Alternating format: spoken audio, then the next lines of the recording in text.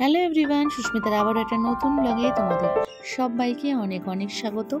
আজ রবিবার আর সকাল এখন বাজে প্রায় 9:30। আজ মায়ের বাড়ির বাগান থেকে অনেক ফুল এনেছি। যদিও এর আগে তোমাদের অনেকবার শেয়ার করেছি যে আমি মায়ের বাড়ি থেকে ফুল নিয়ে আসি এবং সেখানে গাছে কত ফুল হয়, তবে আজ কিন্তু এক্সট্রিম।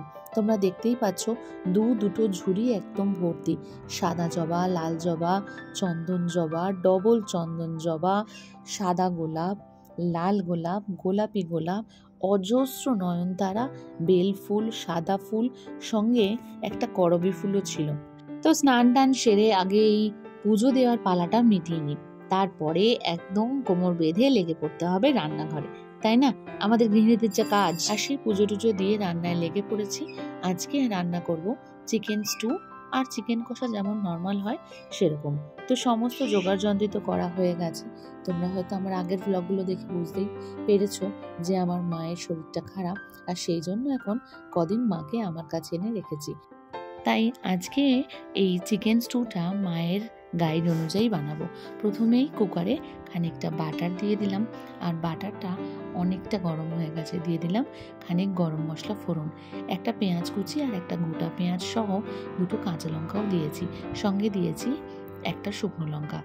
এতে ঝাল খুব একটা হবে না, তাই জন্যই মা বললো যে দিতে, কারণ এতে তো অন্য কোনো ঝালের কোনো মশলা দেওয়া হবে না। এরপরে মেখে রাখা চিকেন, যে চিকেনের মধ্যে আমি মেখেছিলাম হচ্ছে গন্ধরাজ লেবু, নুন, একটু গোলমরিচ আর হলুদ, আর এগুলোকেই দিয়ে দিলাম।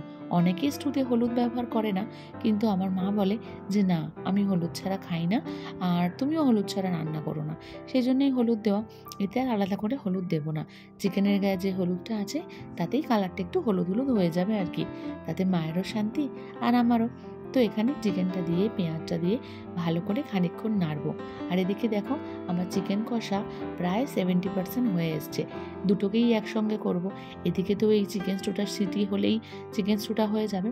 আর আজকে বিশেষ কিছু রান্না নেই, রান্না করব কলমি শাক। সেই কলমি শাকটা হয়ে এসছে। রান্না করব খানিকটা পোস্ত, সেটাও আমার হয়ে গেছে।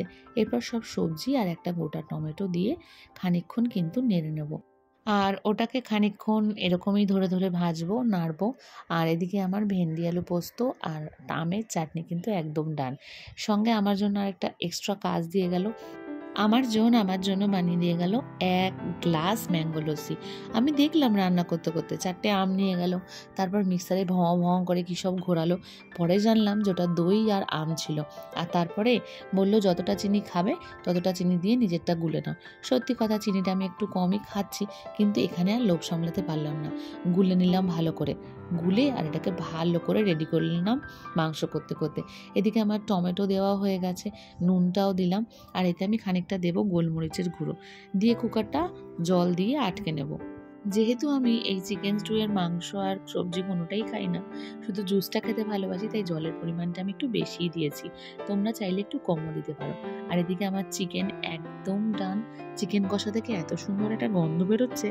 যাই হোক, চিকেন তো কষা হবে না, এটাকে একটু ঝোল ঝোল মতো রাখবো, কারণ না হলে ভাত আর রুটির সঙ্গে খেতে একটু সমস্যা হয়। পরোটা হলে ঠিক আছে শুকনো শুকনো, আর এটাকেও ঢেকে দেবো। আর ঢাকা টাকা দিয়ে দুটো মাংস দুদিকে বসিয়ে বাইরে এসেছি, মানে আমার ব্যালকনির ধারে। কি সুন্দর হাওয়া দিচ্ছে। আজকের আবহাওয়াটা এত ভালো, পুরো মেঘলা আকাশ, রোদের তো পর্যন্ত নেই, আর গাছগুলো এত জোরে জোরে দুলছে যেন মনে হচ্ছে এক্ষুনি বোধহয় ঝড় আসবে। দাঁড়িয়ে দাঁড়িয়ে এই যে লস্যিটা বানিয়েছিলাম খেতে শুরু করে দিলাম। আহ, এত শান্তি তোমাদেরকে বলে বোঝাতে পারবো না। আর এদিকে দেখতে চলে এলাম যে দেখা যাক কত দূর কী হয়েছে। তো এদিকে আমার সবটা ডান। তো মাকে বললাম মা খেতে চলো। মা এখানে একটু শুয়ে রেস্ট নিচ্ছিল, আর মা বললো একটু পরে যাবো, তাই আমি একটু বারান্দায় এসেছি। আর এখানে দেখো এই গাছগুলোতে কি ভয়ঙ্কর পোকা লেগেছে, এটা আমার জবা গাছ। আর এখানে নয়নতারা গাছটাতে এত সুন্দর রোদ এসেছে হঠাৎ করে, যখন মেঘলা দিন থাকে তখন হয় না, সেরকম আর কি। যাই, ওদিকে আমার স্টু ডান, আর এদিকে আমার চিকেনও ডান। সবাইকে খাওয়া দাওয়া করিয়ে নিই, তারপর একটু সন্ধেবেলা বেরোবো, তোমাদেরকেও সঙ্গে নিয়ে যাব, তোমরাও আমার সঙ্গে যেও।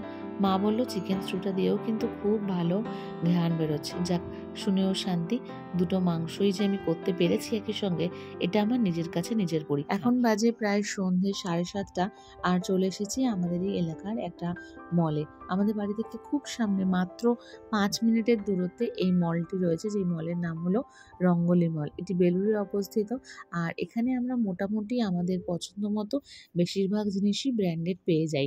আর সেজন্যই আসা, একটা এমার্জেন্সি জিনিস কেনার ছিল। আগে আমাদের এখানে ম্যাক্স, রিলায়েন্স এগুলো ছিল, তবে এখন এখানে সেগুলো উঠে গিয়ে আরও বহু কোম্পানি এসছে। বাজার কলকাতা, বিগ বাজার, এসেছে প্যান্টালুন সহ আরও ব্র্যান্ডেড কোম্পানি রয়েছে, লাইফস্টাইল, লিটল স্টার সহ আরও বড় বড় কোম্পানি। যাক, সেখান থেকে তো কেনাকাটি করি। আজকে আমরা এসে গিয়েছি স্টাইল বাজারে।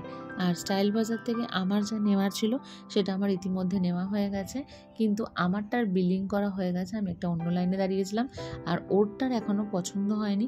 তাই ও যতক্ষণ না ওর বিলিংটা করাচ্ছে ততক্ষণ এখান থেকে বেরোতে পারছি না। সমানে বাড়ি থেকে ফোন করছে ছেলে যে মা কখন আসবে কখন আসবে। আমরা বলছি এই যাচ্ছি এই যাচ্ছি। এই বাচ্চা না নিয়ে আসলে এই এক সমস্যা। তো যাই হোক, ওকে নিয়ে আরেকদিন আসতে হবে, কারণ ওর একটা জিনিস আমরা এখনও এখানে পাইনি। তো আবারও একদিন কবে আসবো জানি না, তবে আসতে হবে। যাক, এই যে কেনাকাটিটা করে আমি স্যাটিসফাই। মোটামুটি পছন্দ মতো যা চেয়েছিলাম পাওয়া হয়ে গেছে। আর এবারে বাড়ি যাওয়ার পালা। আর খুব শিগগিরই তোমাদের সবার সঙ্গে শেয়ার করব যে কেনাকাটি করতে কেন এসেছিলাম, কি প্রয়োজন। তোমরা অনেক অনেক সারপ্রাইজিং ভিডিও পাবে এবং আশা করি তোমাদের সব ভিডিওগুলো খুব খুব খুব ভালো লাগবে। আজকের মতো এখানেই শেষ করছি। ফিরে আসছি আবারও একটা নতুন ব্লগে। ততক্ষণ পর্যন্ত তোমরা সবাই আমার সঙ্গে থেকো, আমার ব্লগ দিতে থেকো, আমাকে অনুপ্রেরণা দিতে থেকো, আর আমাকে ভালোবাসতে থেকো, আমার পাশে থেকো। দেখা হচ্ছে আবারও একটা পরের ব্লগে।